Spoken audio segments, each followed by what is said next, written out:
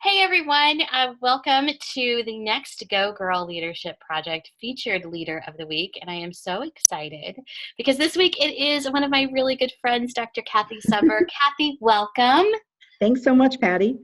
So we're going to just jump right in. Just tell us a little bit about yourself and what you do. Sure. I have been in the Naperville area for 20 years now, and I have two things business-wise, and then on the flip side, I'm a mom of two teenage boys. They are 16 and 17, and super tall and super sweet, and just they're great boys. I mean, they keep me on my toes. Don't get me wrong, but they're great kids. As far as my business life, I'm the owner of Advanced Health of Naperville, which is a chiropractic, massage therapy, and physical therapy practice here in Naperville. And I have a staff of 10. We have two other full-time doctors that work at my office, Dr. Pat and Dr. Claire, office manager Allison, who's amazing if you've ever met her. Mm-hmm. And she's amazing, isn't she? Everybody needs an Allison. That is the definite hashtag of my life, for sure. She does so much for me. Oh my goodness. She should be one of your leaders. Oh yeah, for sure. I know. I just call her my boss. I'm like, what up, boss? What do I have to do? Tell me what I have to do. So anyway, so I've been in practice for 20 years. I just love it. I focus on pregnant women and pediatrics, and also specialize in feeding therapy, with a cranial adjustment that I learned from a doctor from England. So my work is super rewarding, and I just have great patients, great staff. It's an awesome place to be. So I feel very fortunate in that. And then I also run a community called the Branch Moms. The branch was actually founded as Naperville Moms Network 10 years ago. We just celebrated our 10-year anniversary this week, actually. It's starting this week. And so it was started by a woman named Kelly Thompson, another great leader. And she just wanted to connect local moms. She had a dream. She kept waking up with this dream that she was supposed to connect local moms, and she went for it. She put all of her fears aside and put herself out there, and would go up to people at local restaurants if they were a mom and had a little baby or were pregnant, and gave them a business card and said, I'm so sorry to interrupt, but I want to start this online community for local moms, just trying to connect people. And it just exploded. Wow. So I have been running that for a little over 8 years now, and it has continued to grow and grow and grow. And we rebranded as the branch this year, as we have expanded into 5 other local communities. And it's something that's really near and dear to my heart, with a mission of making sure that moms don't feel alone and feel like they can find friendship and resources in this crazy journey of motherhood. Yeah, and it is a journey of motherhood. It does not, for all those listening, it doesn't end when your child's 18. So in case you were wondering, we've had that discussion. Well, and I think that goes to, I mean, for those that know you, you always have this way of wanting everyone to feel included. You know, you're invited, you're welcome here. And I think that specifically the branch and your business both do that. Like, that is the environment that you have created. And that's just a great resource for the community. Well, thank you. I remember hearing Simon Sinek and his Start With Why. Have you watched his stuff? Oh my gosh, such a great video. If you haven't watched it, I'll add a link to the bottom of this when I post this, so everybody can watch it. It's a great. He actually came to Naperville. The Chamber of Commerce brought him, and he was at Yellow Box, and I could have listened to him for 70 hours straight. I just loved his messaging. And I went back to my office. We had an office meeting, and I had everyone kind of develop their why for why do we do what we do? Why are we here? Why do we work at Advanced Health?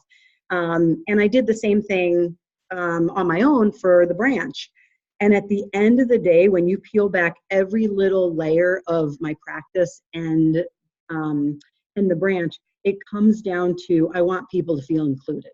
I want people to feel like they have a family, that they have somewhere to go for support, and where they know that someone's paying attention, someone's really looking out for them.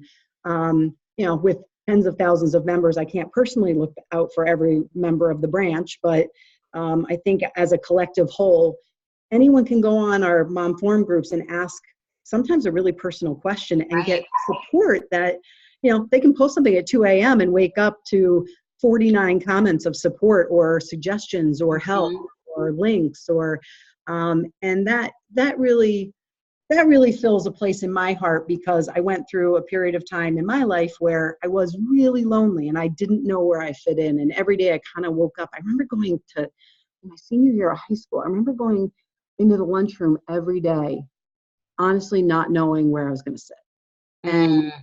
And it was like an anxiety, like, oh, well, who's going to be in there today? Or where am I? And I was always trying to squeeze into tables I didn't belong to, or sit by myself. And it sucked. Yeah. So I went through that for not a long period of time, but probably about 2 years, where I just didn't know what my place in the world was. And it was a lonely place. It was a depressive time in my life. And to be able to use that time in my life to fuel the mission for both of my businesses, as well as my own personal life, and to try to pass down to my kids the lessons that I've learned and the things that I believe in, and the way I think you should set your mind and have your mindset, allows me to heal from that quite a bit and also help others. So kind of a win-win. I think that is incredibly valuable. And I'm actually going to skip the next question, because that was such a good lead in to the next question, which is, you mentioned when we did the blog Q&A, you mentioned that one of the things you're most proud of is that you're proud of the woman you've become despite the things that you've been through. Yep. Sometimes it's really hard for us. And I think for women more than men, but I think it's hard for everyone to move. It's a challenge to move past the who we were to become the who we want to be. For sure. And when you just made that comment about, you kind of that's part of healing, is using what you felt back then to make sure nobody else is going to feel that again, or you're going to do. What other things, like, why is that so challenging for us? Like to think, to move past our past or use our past in a more positive way? I think some people kind of get fixated on one or two or maybe three things that have really negatively impacted their lives. Maybe they've been wronged in a relationship. Maybe they went through a really difficult financial time or are still. Maybe they are struggling with their weight or body image, or any combination of things that you can go through. And I think the set point for many people is to just keep focusing on those things, right? And to have those problems become larger than they maybe need to be, and to fill up so much of our mind share. And the more, I'm a big kind of law of attraction person, the more we focus on the negative things in our lives and the negative things that have happened to us, the more we're just kind of live in that space and create more of it. I know, through my life, I've lost the relationship with my mom when I was 17, which was very early on, and it kind of timed right at the time I hurt my back. So, my mom left, I hurt my back, and, I was searching the lunchroom for anyone that wanted to be my friend, kind of all in the same period of time. It was that sounded like a great time of life. I know. And so, then I decided to become a chiropractor because it helped my back so much. It was the only thing that helped.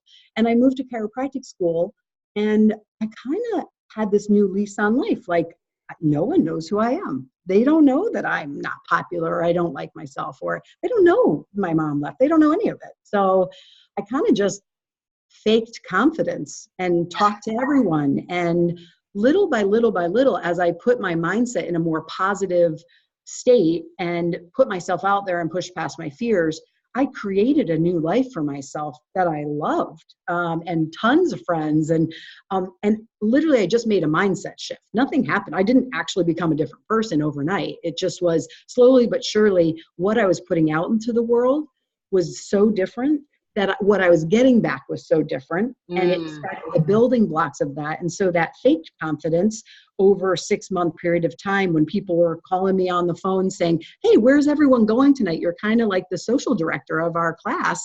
I had created what I wanted. And so then you fast forward another, 10 years or so, and I went through a divorce. I went through a bankruptcy and I lost my home all in the same year. And that was in 2008. And it was like another collision of all these awful things. Right. And that was a rough one. That was not like the best two-year chapter of my book. Like when I open up my book, I kind of skip those chapters. Right. Let's read fast through those two chapters. Yeah. Right. The little fast forward button on the screen. They're like the commercials, right? When you're watching TV, right?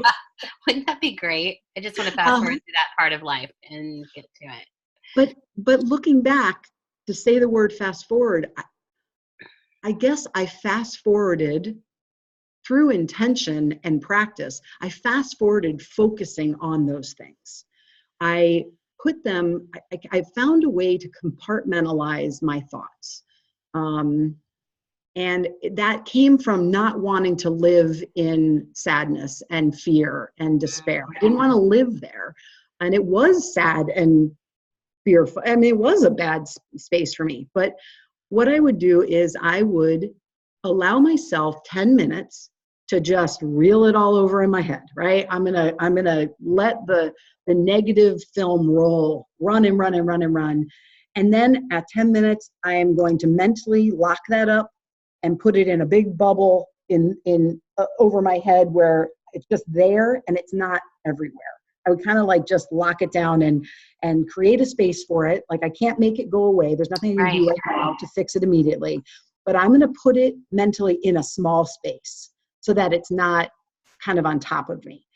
And in each situation that I was going through, I would have all these kind of little bubbles over my head. And then I'd visualize that those small bubbles would go, this is going to sound crazy, would go in a big Theraball. Those Theraballs, I have them at the office. Yeah, right. Exercise balls, right? So I would visualize that I was sitting on top of that exercise ball and I would put those small balls underneath me. And what that did emotionally for me was my problems were still there. I could think about them when I wanted to, but not all the time. And I was sitting on top of them. They were not on top of me. Ooh, that visual is really powerful. And that really helped. That really helped. And I've continued, once I kind of created that in my own mind, if my kids are going through something, I share stuff like that. And, my son Christopher had a terrible day at work. He just came home and he said, I messed up so much. And he normally doesn't. He's, really good at what he does. And he was really upset. And, I tried to talk to him for a little bit. And then I was like, you know what? Everything's better in the morning. Get a good night's sleep, right? I tried to gently say, in the whole scheme of life, this is a very small thing. No one got hurt, right? You didn't get fired. I understand a few orders was wrong and that sucks and that doesn't feel good. And I'm sure you were embarrassed and upset, but he woke up this morning and he was feeling much better. And I said, you're probably going to have a couple waves of remembering it and be like, ugh, like your stomach's going to hurt. But I would challenge you to go into work tomorrow and you have the option to go in two different ways with two different energies. Mm-hmm. Option to go in defeated and kind of bummed out and bringing this negative energy to the space. Or you can walk in and look at anyone that was there yesterday and be like, man, did I screw up yesterday. I promise you I'm not going to do that today. I am all here, make a joke of it. Go up to your manager, say, I am so sorry about yesterday. I do not know what was going on with me, but I'm all here today and I'm ready to go. And just defeat the situation. And I'm like, you control how much energy you give last night. And last night was a 2.5 hour window of your time, of your life. And you're awesome. And most of the time you're awesome at it. So don't let it become bigger than it needs to be. And we do that so often. It's so easy to do that, to replay that horrible little moment over and over. It's like on a loop in our heads. Yep. And I always tell my kids, you have 24 hours to sit in your sadness, and then you gotta have a plan. You can be sad. I like that. Yeah. Disappointed, but you can't sit there forever.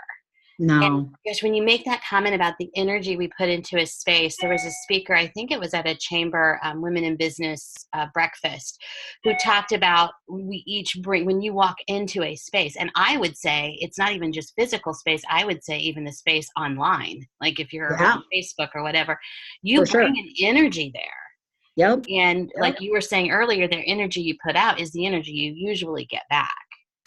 It is. I think about people in my life that, let's say I'm going to go for coffee with two different friends. And let's say the first friend is you, right? Mm-hmm. And for an hour and a half, what do? We laugh, we joke. If something bad's going on, we might say it briefly and then somehow try to find our way out of that, negative conversation. And then we're talking about a million different things. And I leave energized and I leave happy. And I'm like, I love Cathy. She's so awesome. And we should make a new hashtag for you. And then, I take that same hour and a half on the next day and I meet another friend out, and everything that's coming out of their mouth is a negative thing. And it's, this is wrong and that's wrong. And then this happened. And then and I leave and I'm drained and I'm a little frustrated and I'm not in a good mood. And it's the same hour and a half. It's just spending time with people that lift you up and add positivity in your life, or people that are bringing you down, kind of sucking some energy out of you. And there's some people in your life you can't, erase, but you certainly can limit, right? You can kind of look at your friendships and be like, who do I really want to spend time with?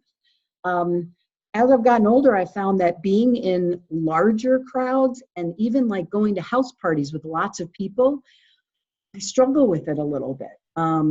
I don't get as much out of it. I'm not loving the kind of 3 hours of small talk. I would much prefer to go one-on-one and go to dinner with someone, or grab a phone call, or have them come over to my house and have coffee in the morning. I'd much rather do that, because my time is valuable and it's limited as far as times that I can socialize. And so when I'm doing that, I want to get something out of it, and I want me to be able to give something to my friend, and I want to be able to do a reciprocal share there. Right. That is so true. And we can never choose what other people say and do. We can only choose how we react, and we can only and choose how much time we spend with them and how much we let them get into that space. Because you're right. Some people are in our lives. They just are in our lives. And but we can still control how we respond, how we react, and the boundaries that we set, which isn't always easy. No. But, it comes a time when, and we've talked about this before, when something is zapping you of energy, when it is making you feel bad at the end of the day, what do you need to do to change that? Because we're not meant to, I believe, we're not meant to feel bad at the end of the day. We're not meant to go through life feel, I hope not. That's going to really suck if that's what we're doing. But I like to think that we are here. We're supposed to live, life that is happy and abundant, and we should feel good at the end of the day. Yeah. Yeah. And there are obviously things that people go through that are going to negate that for a day or a week or a month or, a little longer, right? There's losses that happen, and, the world has some big challenges from time to time, and life does as well. And so, I'm kind of putting all that stuff aside, but on a general basis, I love to live in a positive mindset, in a growth mindset, in a happy mindset, a big thing for me is giving people the benefit of the doubt. And, something goes wrong or someone does something, and how you interpret what they do is very powerful. And so sometimes you'll hear someone like, oh, so-and-so said that, which means this. I'm like, well, it also could mean this, though. So I try to look at, all right, if someone did something that affected me in a negative way, number one, they hate me and they want me to be miserable. Could maybe be true, right? Number two, they're having a really rough day, and something came out wrong, and it just got projected at me at the wrong time, and I'm going to just send them some positive thoughts instead. So I can sit in, they hate me and they want me to be miserable, or wow, they must be really struggling for them to have done that, because I didn't deserve that. I didn't do anything to cause that. So it's just, again, it's a mindset. It's deciding which way you're going to look at anything that happens to you or any interaction you have with someone. Well, and I think with the mindset, and you mentioned this earlier, it doesn't happen overnight. that we have to, it's just like when you work out or, healthy eating or whatever it is that you do to make yourself feel better, or look better, a healthy mind. Every day you have to wake up and work at it. And not every day is going to be a positive mindset day. We've all had those days when you're like, oh, please be done. Like, this is just too hard. But the next day you wake up and, like you said to your son, things look better in the morning. Wake up and you say, okay, today I'm going to think of things differently. I'm not going to sit back where I was yesterday. Yep. It is amazing because at like 2:00 in the morning, things can seem really gloomy, and your brain can get into this, like, I don't know, this bad space. And then you're like, I just need, go to sleep. And you wake up and you're like, what was I doing last night? Like, why was I feeling that way? So yeah, always good night's sleep. That is a big cure for a lot of things. That's the big takeaway. Everybody just go to bed. It'll be better in the morning. I promise. So how do you, with all the things that you have going on, how do you define success? Like, what is success to you? So my definition of success has changed over the years. And I would say that I feel as if I have clarity of what I believe success for myself means now. And I like my definition of what that is. And I'm going to make it up in my head right now. Seriously. I think there is a balance component that needs to be included with me with success, right? Success is not how much money I have or how big of a house I live in or what car I drive, or success is when I wake up, am I excited to go do what I'm going to do? Am I choosing things that bring me joy? Am I helping others? Am I creating an impact in this world in a positive way? Am I, there is a financial component to, am I in a place financially where I'm not overly stressed about money? Because I've been through a couple of times where, when I went through my bankruptcy, I had like $100, like literally $100. I almost closed my practice. And my dad and stepmother paid for my apartment for like, I don't know, 3 or 4 months before I could get back on my feet. And that is a scary place. So creating independence financially is important to me, but it's not what drives me. Making more money is great, but it's not. Once I'm kind of at a set point of like, I can pay for my house, I have some in savings, I'm starting to save for retirement, things like that, I'm kind of good. But really it comes down to, that impact. Am I making an impact? Am I helping others? And am I doing so with a joyful heart? That to me is a successful life. That's beautiful. Like that really is. And I think that where we get sometimes scared is we think that somebody else's definition of success needs to be our definition of success. Sure. And, I like what you said. I'm just making this up in my head right now. I think that we all should just, really spend some time thinking about what does that mean to us? Me, like, what does success mean to me?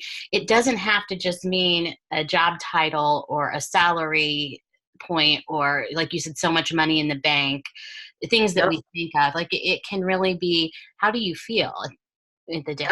Are you making an impact? Do you feel joyful? Do you feel like, and I think we all should take more time to really think of, what does success mean?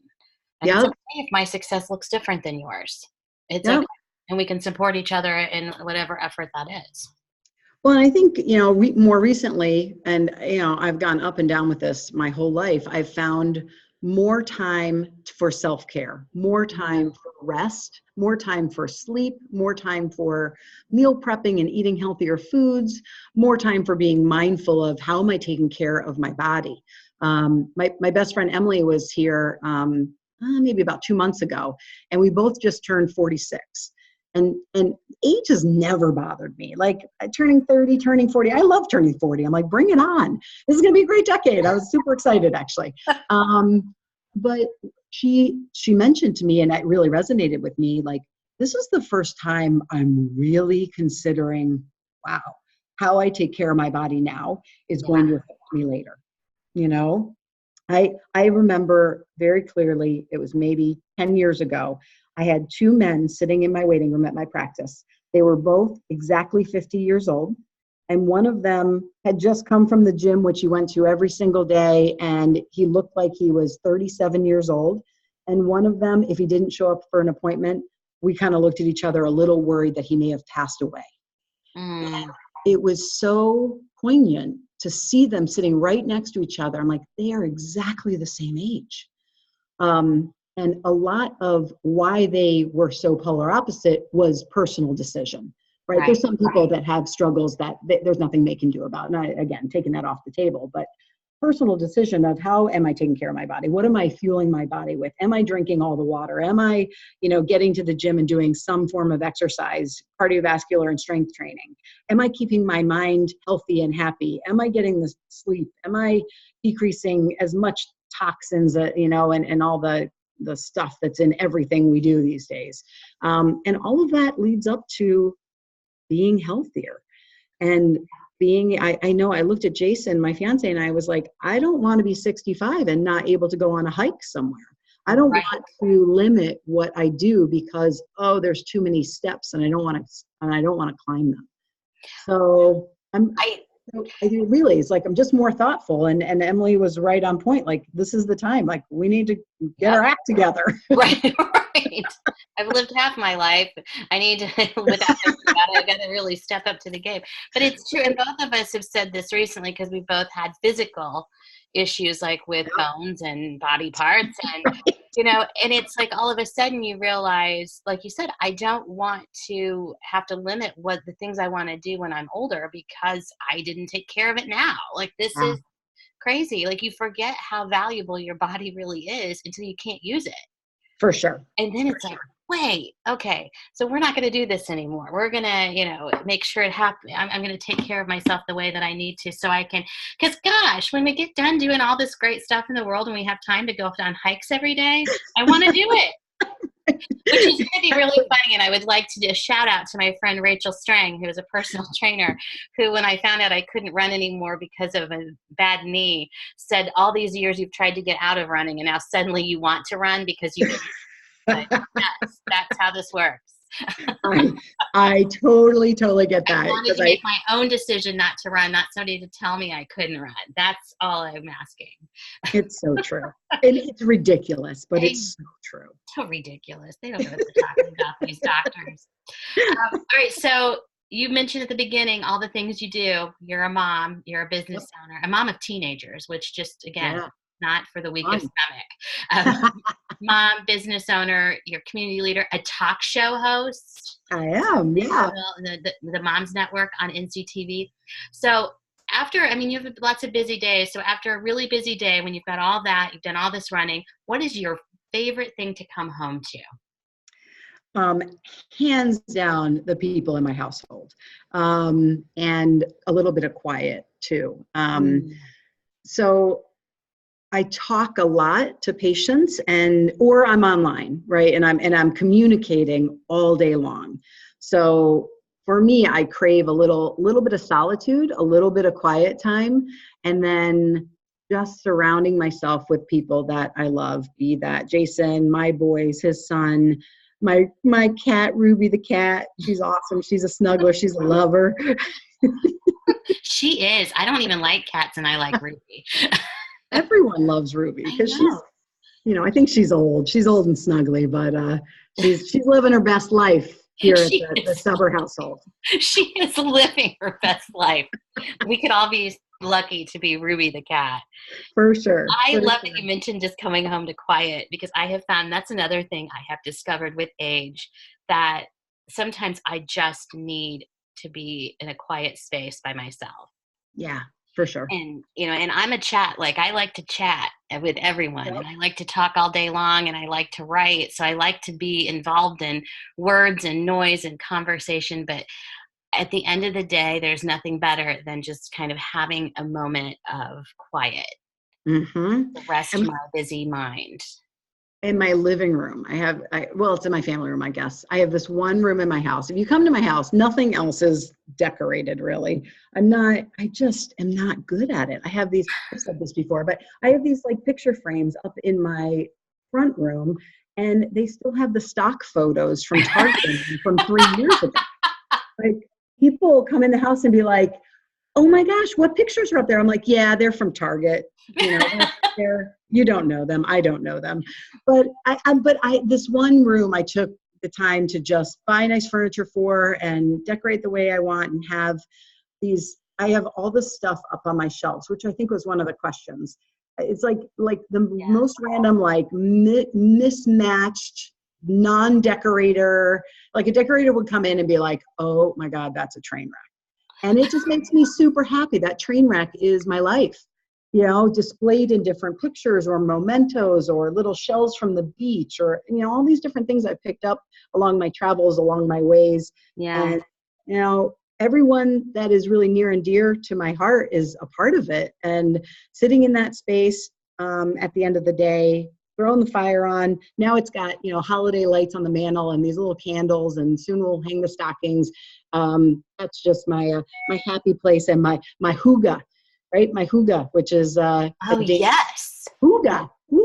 Tell everyone what that is. Oh my gosh, I love hygge. Because I did not know this until you taught this to me. Yeah, Jason and I were sitting here. I broke my leg in July. So for about 3 months, I spent 97% of my time in my pajamas and at my house.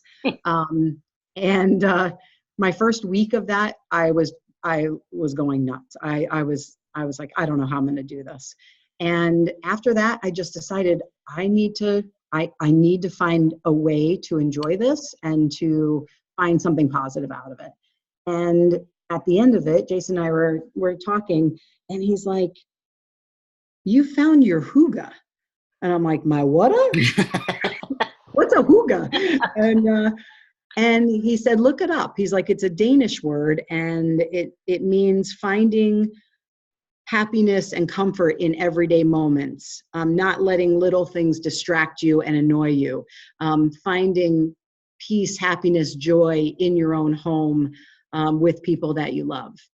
And so it's kind of become my little mantra moving forward, that as long as I got my hygge, I've got as much as I need. We should all find our hygge. Like that is like the first time you defined that to me, it was like, oh yeah, that's what I want. That's who knew? I didn't even know that existed in this world, but we all need to find that place, and we all can. You know, we're all, again, going back to that mindset that is, I need to work on my hygge. I forgot. I need to really we could have a hygge class. Right, and it's funny because as soon as we posted your blog, everybody was commenting about how they adore you and you inspire them, and you've I think somebody actually was #girlcrush, which I thought that was Kim White. Yeah, I loved it. I said, Kim White has a girl crush on me. It's mutual. Which is so great because I have a girl crush on both of you, so I think that's so great. It's a basic love fest. It is. It's just a love fest. So because you inspire some people, what women, and this can be past or present, inspire you? Oh, such a hard question. You know, it is. You know, I think I'm going to go a little different direction. It's not past or present, it's future. It's every woman that someone wants to be. It's the vision of who they can be and what their best self is, and working towards that woman and that goal. I love that. That is, I think that's what it is. That's super inspiring. Well, and I think if everyone stepped their game up just a notch, think about how that collectively affects this entire world, this entire planet. Every ripple effect of one woman, and men, I get men can do this too, but we're focused on women right now. If every single woman takes the next level and learns how to say no, set boundaries, live their best life, take care of themselves, not apologize for self-care. If every single woman did that, this whole world would change. Yes. Because that would be such a ripple effect for that woman's family, for the spouse, for their job, like the whole thing. Yep. And there's always such, and again, this isn't the man haters club. I love men. I'm married to one. I'm raising two of them. So I think they're fantastic. But there's this book that came out many years ago called Half the Sky. And it was talking about how women actually hold up. I forget it's like a proverb about women holding up half the sky. But they did all this research, and when they found out that when women were given opportunities of education or jobs or to govern or whatever it is, that entire communities changed. Yeah. Because when women, like when you talk about self-care for you, it's not a selfish thing to make, but you know that the more self-care you give to yourself, the better off you're going to be able to be that mom or that CEO or that community leader or whatever it is that you do. We're not selfish about that. And it's amazing what happens when women take just that one tiny step to make themselves a better version, how it helps everyone else around them. Yep. And I think if women could focus on that, hey, when I take care of myself better, then I can take care of everyone else better. And there's enough to go around. There's enough energy. There's enough everything, right? There is abundance out there. It's not a shortage. It's an abundance if you tap into the right stuff. Right. And I remember I was actually talking with my counselor at one point, and as I got more involved with, it was Naples Moms Network, now the branch, and there are so many needs and so many messages of women's that reach out to me needing help or needing advice or, and I love to be able to be that point person to either guide them to someone or help them myself if I can, or we're doing this giving tree and we're helping 6 families and 16 children and helping them with a beautiful Christmas that they can't do for themselves. And I was speaking with my counselor, and I said, sometimes I feel overwhelmed. It's like the more I help, the more needs I see. And at some point I can't fulfill them all. And it gives me a little anxiety, but I need to just keep doing more. And she had this beautiful analogy that gave me the chills. She goes, I feel the same way with the things I'm passionate about and what I feel I can do, and have felt the same way you do. It helps me to visualize that there are women over this entire planet, and we're all standing there with our arms outstretched, and we're holding on to other women. And if it's me and Patty and Anita and Amanda and Tim and all of these people coming together, and everyone's holding hands, and together we can blanket the world with that help. And everyone's just doing a little part in their own space. Oh, I love that. That and the visual of, you're right, of women everywhere standing there with their arms stretched wide. And we've talked about this before. I mean, I always feel so fortunate to be surrounded by such strong women who I am inspired by seeing every day. And I am always reminded that we need to, connect other women too, that not everybody sees the same messages, hears the same messages that I hear every day. And so it's important to remind everyone, do just one little step to make you a better version of yourself, whatever that is to you. And right? It's the stuff that you're not proud of. It's the stuff that keeps you up at night. It's I could have done better. I should have done this. Probably shouldn't have done that. Or I keep doing something that's not helpful to my body, myself, my mind, but I'm stuck in this rut and I can't seem to pull myself out of it. And I think everyone has the opportunity to find the resources to help them in whatever that is for them. It's not easy, right? I mean, it's really hard to look square at your finances and go, crap, this is not good. Or, your weight or health, right? Or an addiction, right? There's so many things that can kind of get us going in the wrong direction. And at some point, the snowball has gone so far down the mountain and has created so much volume that it feels impossible to roll it back up. But the sooner you can catch something, the sooner you can make changes, the easier it's going to be. And finding the support and love and friendship that you need to help you get to a better place and have those people around you that are going to help you and be there for you makes all the difference. Okay, that's going to be our last words because that was so inspiring. We can just play that over and over again at the end of the because it's true. And we're all going to be taking time today to look ourselves in the mirror and say, what can I do? Where do I need to move forward? What do I need to do next? Yep. So Cathy, thank you so much for you're welcome, Patty, with us today and for being a part of this project. I could sit here, we could just talk all day long. Normally we do. I know. We just turn this into one of our, I love when we get together for work meetings and we spend 20 minutes on work. And I think Kristen has walked in the middle of our 3-hour work meetings where right. We're like, oh, we should probably talk about what we really were going to talk about now that I got to get home. That's just a sign of a great friendship. That's right. Well, thank you so much. And have a great rest of your day. Thank you. You as well.